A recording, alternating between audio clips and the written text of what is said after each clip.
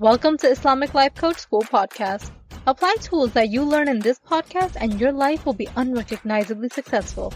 Now your host, Dr. Kamal Akhtar. Hello everyone. Peace and blessings be upon all of you.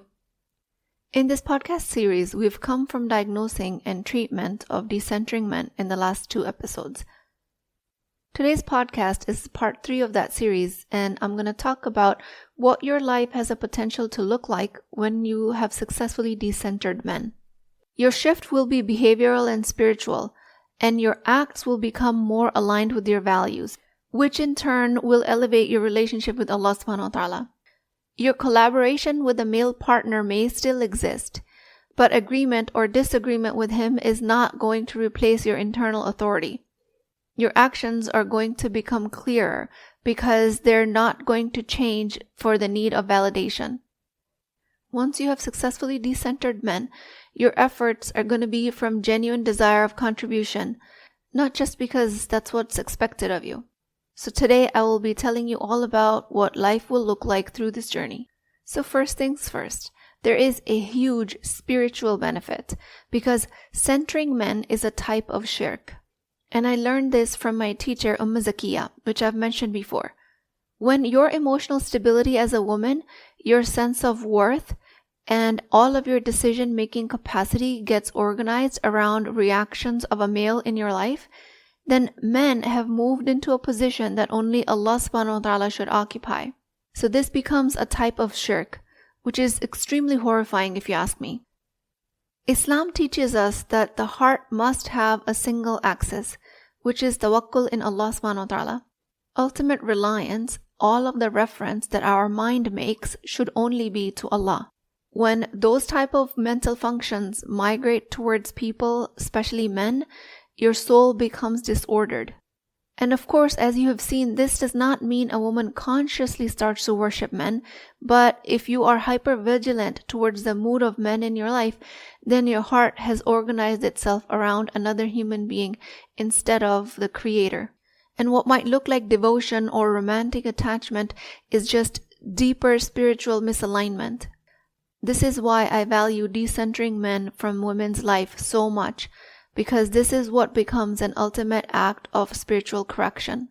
And the irony is profound because when Allah subhanahu wa ta'ala returns to your center of psychology, relationship with men improve because the pressure that you've been putting them under disappears. What remains is a relationship between 2 human beings, both orbiting the same divine center instead of orbiting each other. Also, what happens when you decenter men is that internal equation changes. Your actions stand on your own. If you contribute at home, at work, if you show up in service to your relationships, it is because this is reflecting your standards and intentions. You might welcome the appreciation that other people extend towards you as an outcome of your service towards them, but that appreciation is not required for your action to be meaningful, because you've decided your actions are already meaningful. And this one decision alone on your part removes an immense amount of invisible pressure from your relationships. That's how they become less transactional and more sincere. From a stable center, you love everyone unconditionally that you are related to. You collaborate with respect, and those relationships thrive. In earning money as a woman, you decentering men looks like if you previously pursued work because a man in your life wanted you to, your motivation was externally anchored. Even outwardly, if you appear successful, your internal experience will carry frustration because all the decisions you've been making so far were not fully centered in your own values. Practical decentering at your professional level does not mean that you reject collaboration or agreement with men. You may very well decide that earning money aligns with a shared vision with a man in your life, but the decision ultimately passes through your own center. You make money because you recognize your own education, talent, capacity, because the choice resonates with you in your life. The choice gives you the ability to build a life that you want. Agreement with a partner can support that choice, but it does not replace your own internal authority. In marriage, Male centrism might be appearing as emotional dependency and you confusing that for devotion. And a common example of that I come across in my coaching is that if you think your effort only matters if your husband acknowledges it or appreciates you for it, then you know for sure that male centrism is still a problem for you.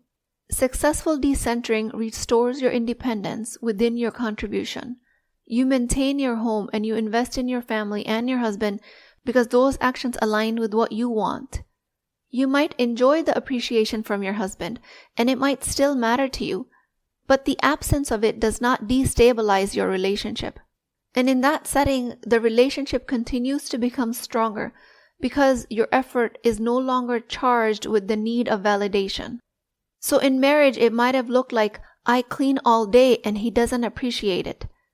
The problem is not that you're choosing to clean. The problem is that his appreciation has become the measuring stick of your worth. If your effort only feels meaningful when he acknowledges it, then your identity is still orbiting him. Successfully decentering men looks like that your action become independent of his reactions. You clean because you value a clean home. You contribute because it aligns with your standards. If he appreciates it, that's wonderful. If he doesn't, it does not matter to you. When you start decentering men, the actions you do, quote unquote, for them begin to shift because your actions are no longer bids for recognition. They are your conscious choices. You may even do less because you are no longer unconsciously trying to earn worth, and that is okay. You may do the same amount of work or you may choose to do more work, but all without an emotional bookkeeping, things that take a lot of mental toll on you.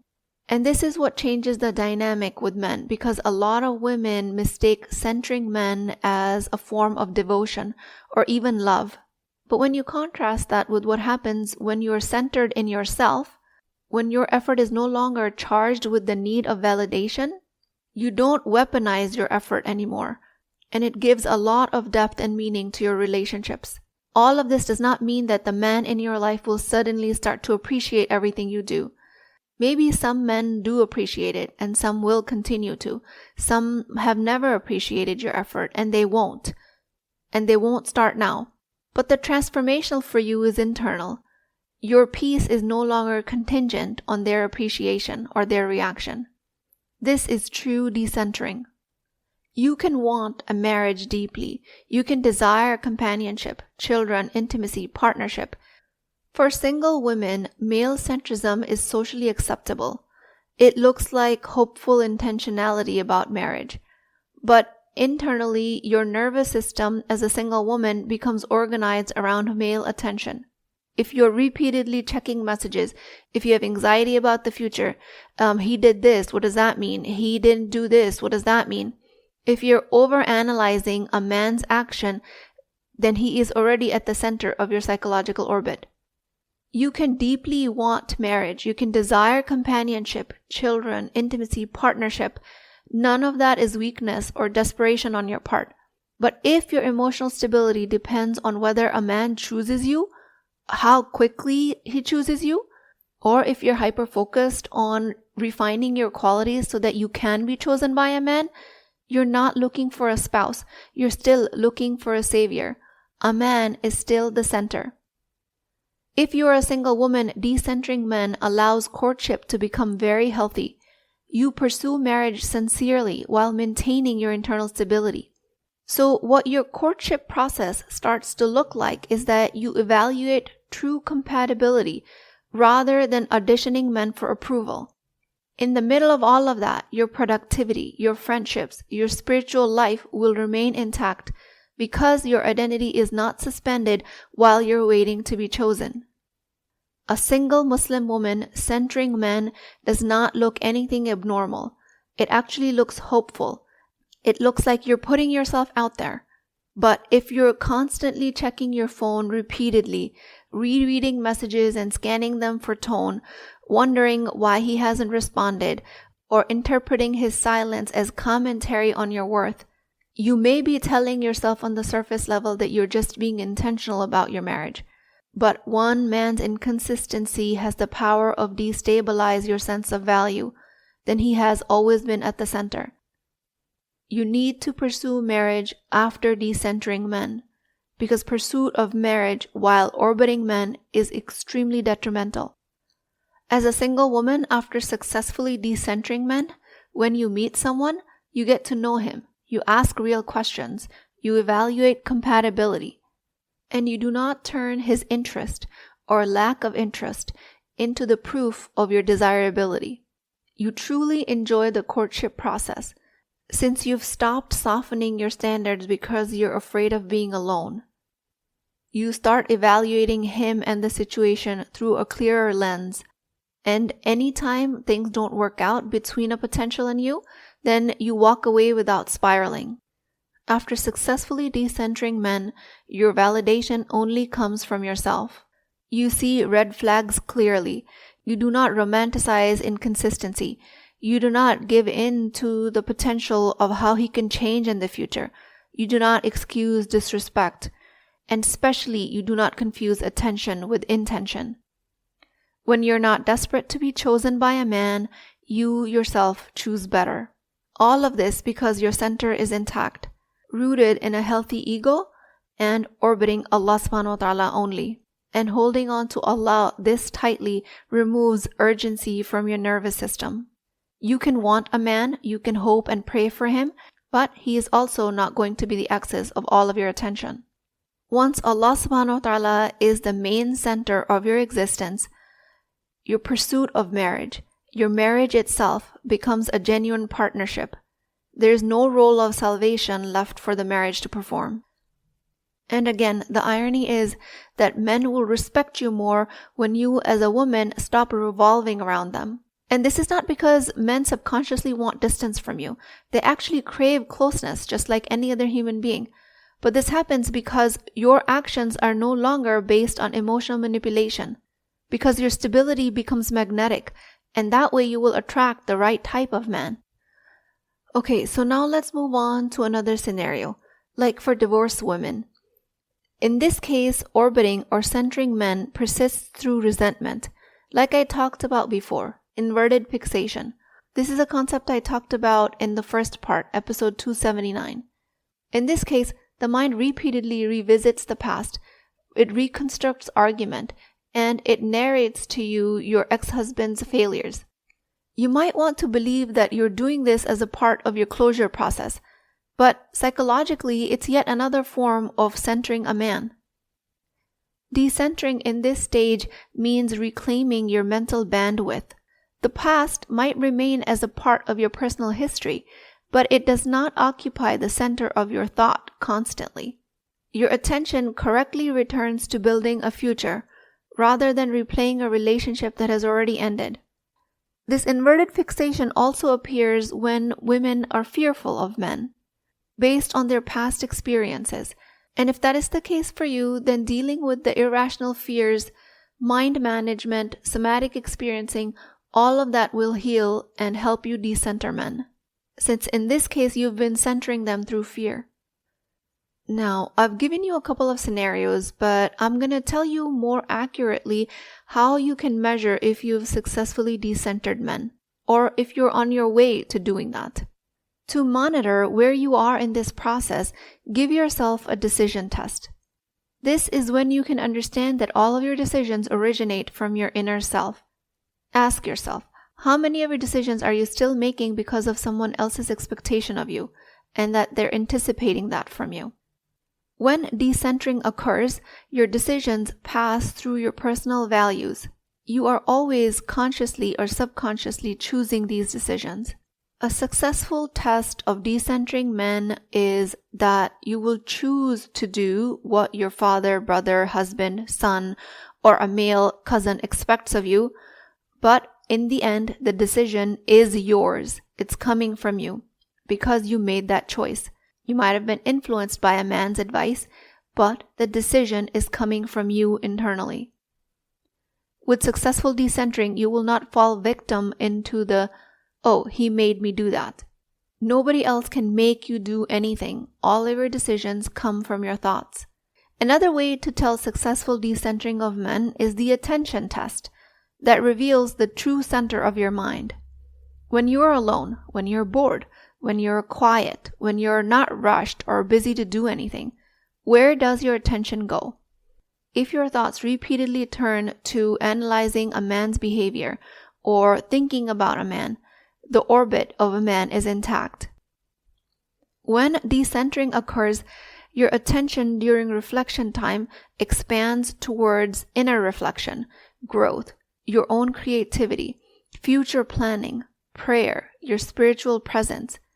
Now, this level of reflection might take a bit of practice because it requires for you to watch your thoughts on a larger scale, but it can be done.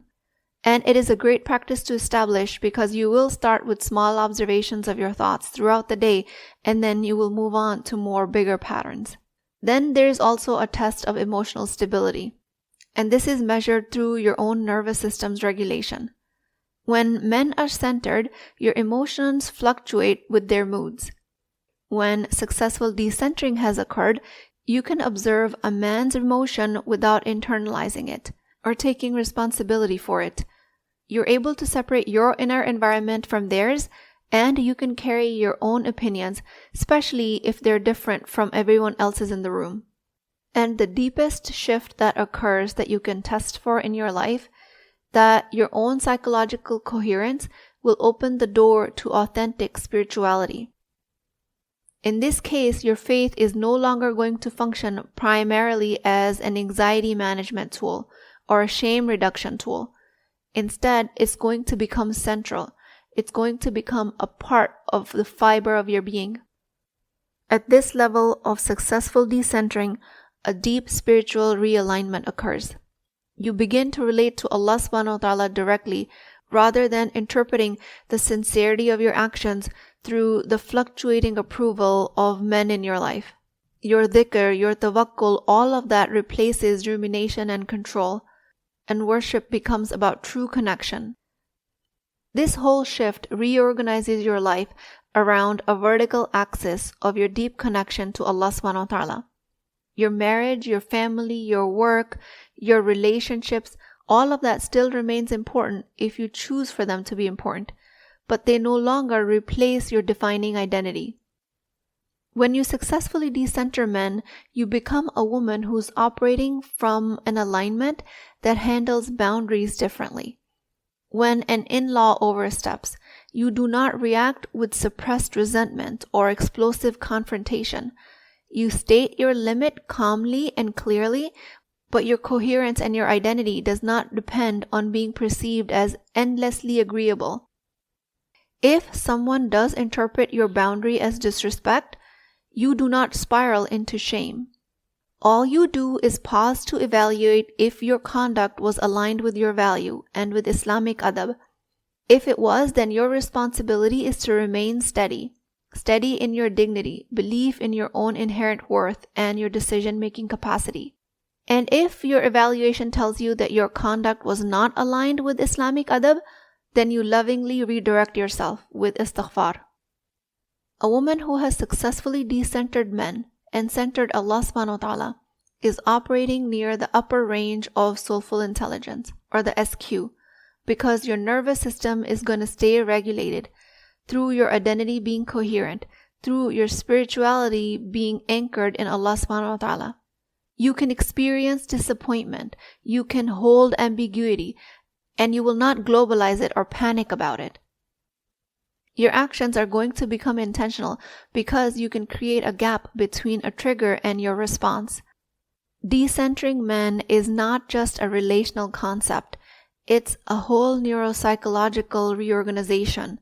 It is rewiring at the deepest level.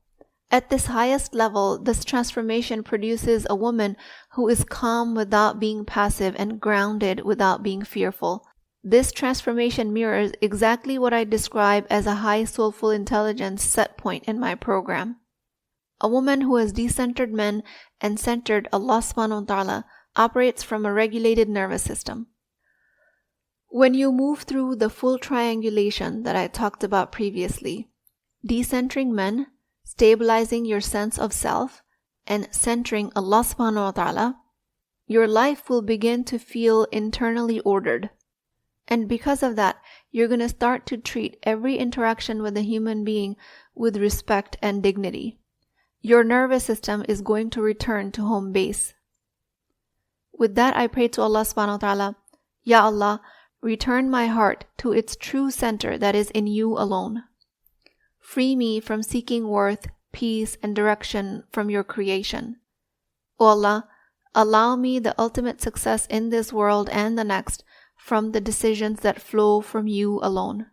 Ameen Ya Rabbal Alameen. Please keep me in your du'as. I will talk to you guys next time. I am truly honored that you are here in my circle. And if you or someone you know is raising a child on the autism spectrum, I want to personally invite you to join my program, the Ummi Collective. This is a weekly coaching program for Muslim mothers where I help you build the skills to raise independent and successful neurodivergent children, while also supporting you as a woman in the process. If you're struggling right now, but deep down you know that your child has incredible potential, and you want to support that potential the best way possible, this program is exactly for you. Use the link in the show notes to apply for the program at a discounted price. I would be honored to welcome you inside the Ummi Collective.